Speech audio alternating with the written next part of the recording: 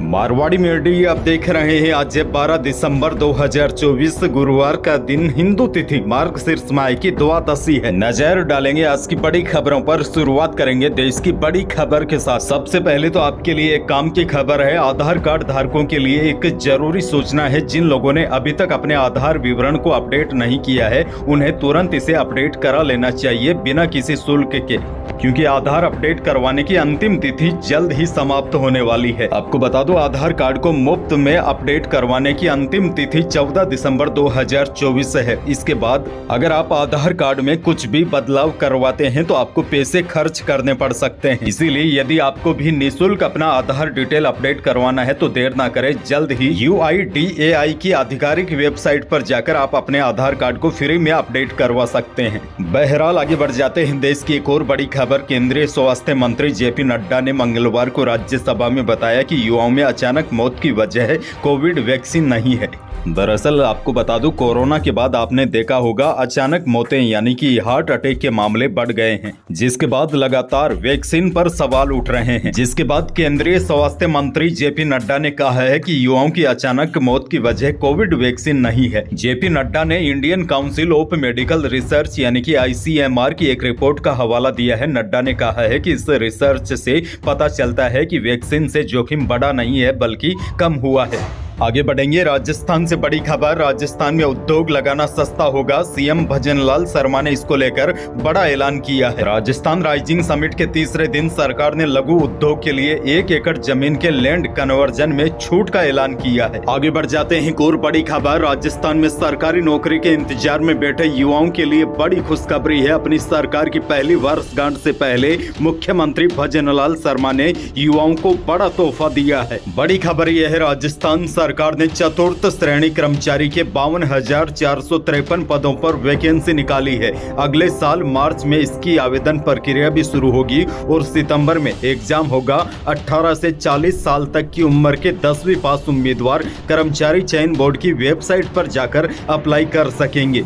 उसके बाद अगले साल सितंबर में कंप्यूटर आधारित या फिर टैबलेट आधारित परीक्षा का आयोजन होगा। इसमें दोगुना अभ्यर्थियों को डॉक्यूमेंट वेरिफिकेशन के लिए बुलाया जाएगा। उसके आधार पर उम्मीदवारों का सिलेक्शन किया जाएगा। बड़ी खुशखबरी यह है, सरकार ने चतुर्थ श्रेणी कर्मचारी के 52,453 पदों पर वैकेंसी निकाली है। आगे बढ़ जाते हैं। एक और बड़ी खबर। राजस्थान में बिजली के बिल न भरने से लोगों पर करोड़ों का बकाया हो गया है। यही वजह है कि हर साल अजमेर विद्युत वितरण निगम करोड़ों रुपए के बकाया की वजह से करोड़ों रुपए के घाटे में चला गया है। आप इस बात से अंदाजा लगा सकते हैं, बांसवाड़ा जिले में करीब 1.25 लाख लोगों पर 100 करोड़ रुपए का बकाया है। और तो और कई सरकारी विभाग ऐसे हैं जो खुद भी बिजली का बिल जमा नहीं करवा पा रहे हैं। इसीलिए अब सरकार ने आदेश दिया है कि जो भी बिल का भुगतान नहीं कर रहा है, चाहे वह सरकारी विभाग हो या आम व्यक्ति, अगर वह बिल न चूकता कर रहा है तो उसका कनेक्शन काटा जाए। जिसके बाद अब बकाया की वसूली शुरू हो गई है और जो बकाया बिल नहीं जमा करवा रहा है उसके कनेक्शन काटने की भी तैयारी है। आगे बढ़ जाते हैं। एक और बड़ी खबर। जयपुर में एक टैक्सी मुख्यमंत्री भजनलाल शर्मा के काफिले में घुस गई और आगे चल रही 2 गाड़ियों से भिड़ गई। इस हादसे में 5 पुलिसकर्मी, टैक्सी ड्राइवर सहित 7 लोग बुरी तरीके से जख्मी हो गए। इनमें से कुछ की हालत गंभीर बताई जा रही है। इस घटना को मुख्यमंत्री की सुरक्षा में चूक से जोड़कर भी देखा जा रहा है। हादसा जगतपुरा के अक्षय पात्र चौराहे पर हुआ। जानकारी के अनुसार दोपहर 3 बजे CM हाउस से काफिला निकला ही था। इसी दौरान अक्षय पात्र चौराहे पर CM के काफिले में चल रही 2 गाड़ियों को रोंग साइड से आ रही एक कार ने टक्कर मार दी। हादसे के बाद CM भजनलाल शर्मा गाड़ी से उतरे और घायलों को अस्पताल लेकर पहुंचे। अच्छा, बड़ी खबर देखिए। इस हादसे में घायल ASI सुरेंद्र सिंह का निधन हो गया है। उपचार के दौरान सुरेंद्र सिंह का निधन हुआ है। फिलहाल इस पूरे मामले की जाँच की जा रही है। टैक्सी ड्राइवर के पास संयुक्त अरब अमीरात का आइडेंटिटी कार्ड भी मिला है। आगे बढ़ जाते हैं। एक और बड़ी खबर। राजस्थान के दौसा जिले में 5 साल का मासूम आर्यन को बोरोवेल में गिरे करीब 60 घंटे से ज्यादा समय हो गया था। और बड़ी और दुखद खबर यह है, दौसा जिले में 3 दिन से बोरोवेल में फंसे 5 साल के मासूम आर्यन की मौत हो गई है। बुधवार रात 11:15 बजे बोरोवेल से आर्यन को बाहर निकाला गया था। उसे एडवांस लाइफ सपोर्ट सिस्टम से लैस एम्बुलेंस में हॉस्पिटल ले जाया गया, लेकिन डॉक्टरों ने बच्चे को मृत घोषित कर दिया। वैसे बोरवेल से बाहर आने के दौरान भी आर्यन बेसुध था। सब लोग दुआ प्रार्थना यही कर रहे थे कि आर्यन सकुशल लौट आए, लेकिन काफी देर हो गई। आगे बढ़ जाते हैं, बड़ी खबर। राज्य सरकार की पीएम उज्ज्वला विस्तार के तहत 450 रुपए में गैस सिलेंडर देने की सब्सिडी योजना में पात्र राशन कार्ड धारियों में महज 41.39% राशन कार्ड ही LPG ID से मैपिंग हो पाई है। यानी कि प्रदेश भर में पात्र लाभार्थियों के आधे से ज्यादा राशन कार्डों की मैपिंग अभी भी बाकी है। दरअसल खाद्य मंत्री सुमित गोदारा की हाल ही में ली गई समीक्षा बैठक में यह आंकड़े सामने आए हैं। खाद्य विभाग ने रसोई गैस सिलेंडर सब्सिडी योजना के तहत राष्ट्रीय खाद्य सुरक्षा योजना के पात्र परिवारों को LPG ID को आधार या राशन कार्ड से सीडिंग करने का काम राशन डीलर्स के माध्यम से शुरू किया गया है। यानी कि LPG ID से राशन कार्ड मैपिंग के बाद ही लाभार्थियों को 450 रुपए में सिलेंडर मिलेगा।